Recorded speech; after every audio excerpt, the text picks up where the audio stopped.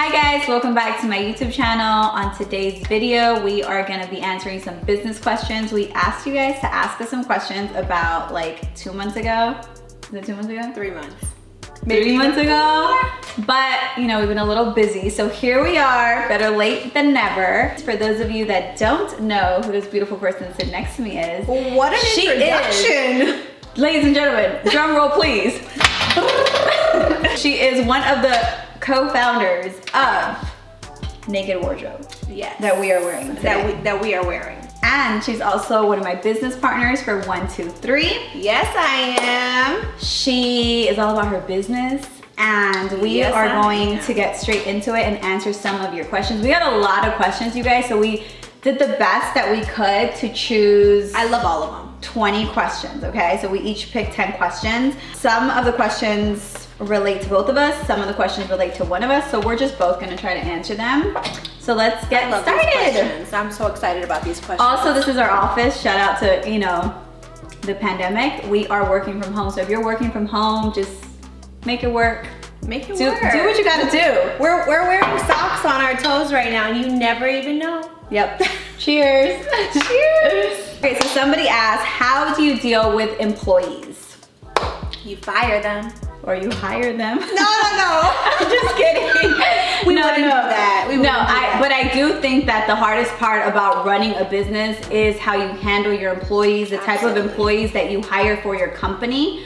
And I will say, I've said it before in the past, I think that you can literally, I feel like for me, it's most like what I look for when I'm hiring people, it's mostly about attitude, because I can teach you the talent, I can, you know, teach you anything, but I feel like they have to have the right attitude. You can't teach them how to have a good attitude. You can't teach them how to have a good attitude. So I think you deal with each employee different. And I think you have to be, sensitive with a lot of employees. Oh, absolutely. Absolutely. And I think you do a really good job. I think your employees are like, she spoils her employees. Okay. But okay, first of all, I don't call them my employees. I call them my team. Yeah, they're her team members. That's the first thing. And she has a lot more employees than I do. You know what it is? I was traumatized at my last jobs that I had before Naked Wardrobe. Like I felt like I always left crying. Like there was always something happening at the office. So for me, I always promised myself that when I started a business, I wanted to have the best team possible, the best environment possible. And I wanted everyone to really enjoy working and being in our space, because there's nothing worse than someone being unhappy with their job. It spreads like wildfire. Everyone else, or like, dreading coming to work. Yes, that's like the worst feeling. They're inefficient, then everyone else's mood shifts. It's not healthy. So for me, like having the most important thing is having a healthy environment. But I will say you have to set boundaries, because I've been so lenient, and because I am so young, sometimes the lines can easily get crossed. So I think having boundaries and being nice but not too nice. I'm definitely everyone's friend at the office. I they respect me. Everyone respects me because I don't give anyone a hard time. Yeah. So they do what they need to do, and I'm happy. How do you find a good manufacturer, and how do you choose your pricing to profit off of? I think having a good manufacturer is the most important thing, and it's also the hardest thing. Especially when I entered this industry 10 years ago. I remember going to some guy that was trying to teach me the ropes, and he was charging me like $1,500 a sample, like something crazy that I was like, how can I even start a line, have a collection of goods with this price point? So long story short, I ended up private labeling for some time, which that means you have someone else kind of be the middleman to do all the manufacturing for you. And then once I felt comfortable, I went out on my own and I started my own factories. And I think honestly, it's been the biggest blessing in our business in particular, just because your manufacturer controls your quality, controls the sewing, just everything. So it's so important to have a good manufacturer. And I think really like doing your research. Oh yeah, you have to. I mean, if I have any advice, it's find someone that does this for a living, whether it's a friend, a cousin, a relative, a friend of a friend. Like find someone that has their foot in this door, because it's really good to be recommended to a manufacturer versus just finding one online. I think they try to hustle you and take advantage of you, and that's something that you really don't want to deal with when you're talking about thousands of dollars or just, you know, manufacturing in general. And then of course with price points, we practically give our clothes away for free at Naked Wardrobe. The best deals, you guys. Because honestly, for us, the quality is the most important thing. And normally in a normal world, our quality would be way more expensive. We don't make the margin that someone else would make on our quality, but we enjoy doing what we do, and we're a volume business. So for us, it works. What's a good place to invest? I personally have invested my money into other businesses.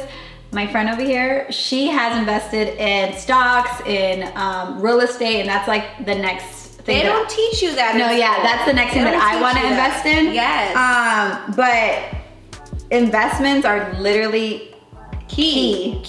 No. Someone once told me, like, doesn't matter if you're a doctor, you're an attorney, like the richest people that you see in the world, the wealthiest people that you see in the world, they have other side hustles, they have other investments, they are a jack of all trades, or they do other things, and they're not just depending on one business, you know? So for me, like, I love real estate, I'm so passionate about it, so it's like a no-brainer for me. By the way, go into real estate if you can, invest your money into real estate if you can. If you know someone that knows something about the stock market, if you've educated yourself on the stock market, it's really risky, but it's also a good thing to invest your money in. Yeah, I would definitely recommend you guys to ask people. Like me personally, I don't come from a family that invests, that has real estate, that has none of that. So for me, my friends teach me about stuff like that. But you know, definitely put your money and make it work for you to make more money. That is the goal. That's the key. That is the key. Also, don't spend your money on things like diamonds, cars, you know, things like that before you've bought your home, before you've reinvested back into your business. Those things are so incredibly important. They don't tell you about those things, but you gotta do those things. What was your first job? My first job was I was a hostess at a Mexican restaurant when I was 15. I was about to be 16, I think. Wait, which spot? It was in Nashville, when I was living in Nashville. What about yours? My first job was actually a receptionist at a beauty salon at the Topanga Mall. Oh wow, okay, Yes. little valley girl. Little valley girl. Would you recommend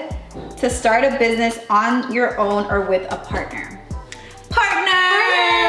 I always say, I think like if you can find a good partner, I think that would be great, because then you don't share your experience and your knowledge. You don't have to do everything on your own, you know? So it's like some things that I will be good at and there's some things that she will be better at. Yeah. So then you guys come together, and it makes it easier than you doing everything, because it can get very, very overwhelming, and it does get very overwhelming.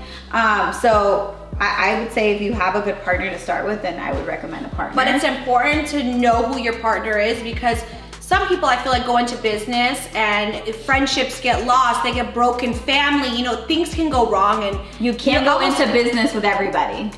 Facts. You cannot go into business with everyone. It's so important to know who you're going into business with, and partner with someone that has opposite skill sets as you almost, so that you guys can each bring something to the table. I think that's incredibly beneficial.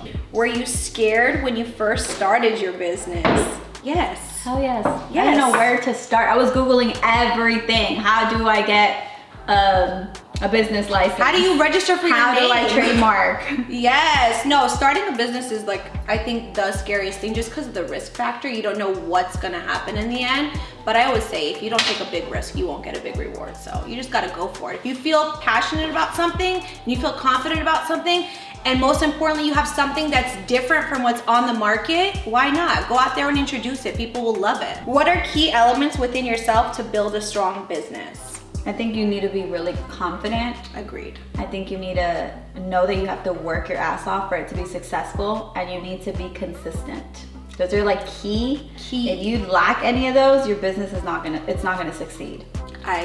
You like took the words out of my mouth. I completely agree with that. How do you pay yourself as a freelance lash artist? So I think this is for me. Yeah, no, please. So I am an employee of Star Lash. So I am not Star Lash. So you have to think about it as your business is gonna pay you, because you don't want to use your own. You don't want to be like, how do you say it? You're not using your own social. You're not like. Oh no, yeah, and another thing, just to kind of go back on that, try to register as an LLC or a corporation if you can on the bat. That way you're not liable. An S corp, so you save some tax money. But that's what she was talking about. So you're not personally the owner of the business.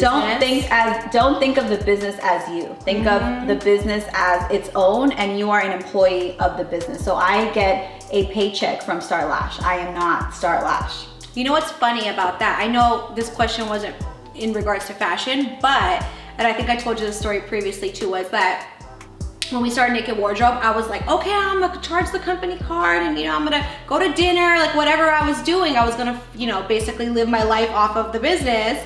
And I didn't know as a new business owner that you can't do that. I was doing that too, guys, by the way. But I didn't know that you can do that. And so about 2 years into Naked Wardrobe, we got audited and they were like, we audited you guys because no one was getting a salary. No one was getting a paycheck from this business. And we were like, we own this business. We don't need a paycheck, but you do need to pay yourself. What she said, it's not really your business. You're an employee of the business, of the corporation. And so I think that's the most annoying part about a business is the paperwork and doing everything right so you don't get screwed at the end, because that's what they don't show you and they don't teach you, and you will be screwed, because I've got screwed in many ways. Same. I've had 2 lawsuits, little things that I didn't even think about that I got sued for. Talk to people, talk to as many people as you can that are in the industry or that are business people, and let them give you their tips and tricks that they've learned along the way, because everyone goes through it and they make mistakes at their own expense and their own business expense. So it's good to listen and hear what other people have experienced to it. How much money is needed to start a business? AKA a coffee shop business. Okay, so we don't own coffee shop businesses, but I would assume a lot for a coffee shop. I started Naked Wardrobe with $7,500. I started my lash business, I think, with like $2,000. I invested in a class, my tools, and I just went to work. And for 2 years, I was just saving all of my money. I was literally like a lash dealer. I had so much cash. And then I put it into another business, and I was just hustling, you guys. And I feel like you can start anywhere. Don't think that you need $20,000 to, start a business. You can, it depends what kind of business. Some businesses require $2 million. It depends what kind of business you are looking to start. Yeah. But for a lash business, you don't need that much. I started from my dad's apartment with a bed that I bought off Amazon for $200. Do you do your own taxes? Absolutely no. That's a no for me, dog. No. I wouldn't even know where to start. I highly recommend investing in an accountant. Rule number 2. Unless you want to go to prison, then you could attempt it on your own. No, but honestly, on some real shit, like I feel like at the beginning of a business, you can do like the QuickBooks and like do your own minor accounting, but I think the more you grow as a business, it's important to have someone that's financially like looking at everything you do, because there's a lot of rules, a lot of laws, a lot of shit that you're probably not gonna know about. Even now, 9 years in, I still don't know half of it. It's just too much. Neither do I. And honestly, paperwork just like overwhelms me. Yeah. And yeah. How do you promote your products to sell? Easy. Social media. No.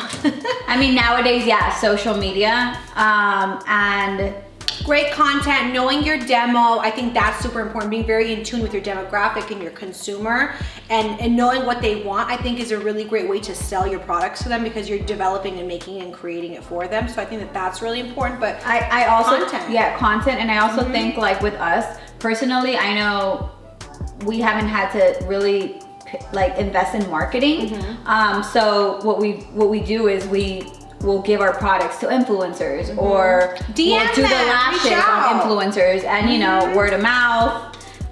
Don't be scared to give away things for free. I think that's one fear that a lot of new entrepreneurs have, is that they fear that they're going to give away their product or their inventory, and that they're going to lose money on it. Yeah. But you can't think of it that way. It's actually a gain. You may give away this $50 item to someone, or even a $500 item to someone, but you got to look at 5 more people might buy that 500 item, or exactly. So you got to think big when you have your own business, when you're trying to operate your own business, and really think about the big picture of things. I think that's so incredibly important. So important. Were you worried that many people did lashes when you started your business? I started doing lashes 7 years ago, and when I started, the reason why I started was because I couldn't think of one person in my circle that did lashes. So when I was starting off, not a lot of people were doing lashes. Now everybody's doing lashes, but I was never worried. Even when I started teaching my classes, people would ask me, why are you teaching people what you do?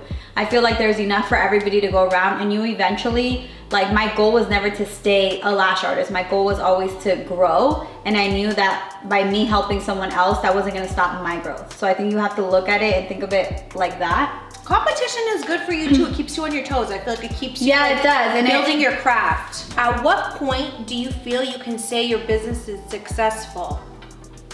I think there's levels to success, and I think it's a personal thing. Like, you might feel like achieve a goal that you place for yourself or something. Yeah. I mean, I don't look at myself as I do feel like we look successful. Yeah, I think we're established. We're established. I don't like to say that about myself though. In my heart, I feel like I've achieved goals, but I don't feel like I'm at my successful point where I see where I envision myself. I don't feel like I'm there. Once I achieve a goal, like you gotta set another one. You gotta get to the next goal and the next goal. Like it's infinite. It really is. So I mean, just depends on how you measure success. I agree. Do you need to go to college to have your own salon? No. I did not go to college. I'm just kidding. I was very, very sad because that's the only thing my dad wanted me to do was to go to college, and I did 2 years, and then I just was just like, this is not for me. But I used to beat myself over it, and look at me. Times have changed. I turned out fine. She's like, I'm a boss bitch. No, honestly, times have changed. Times definitely have changed. 10 years ago, I think it was imperative to go to school for no matter what you were trying to do. But now, with social media and just different ways of really getting yourself out there, I feel like it's, as long as you know what you're doing and you know your craft and your skill set, then you're good. Maybe like a trade school could be recommended. Yeah, I wouldn't say like beat yourself over it. If you do go to college, amazing, good for you. Some YouTubers make more money than a doctor, so you know. How did we know we would be a good fit as partners?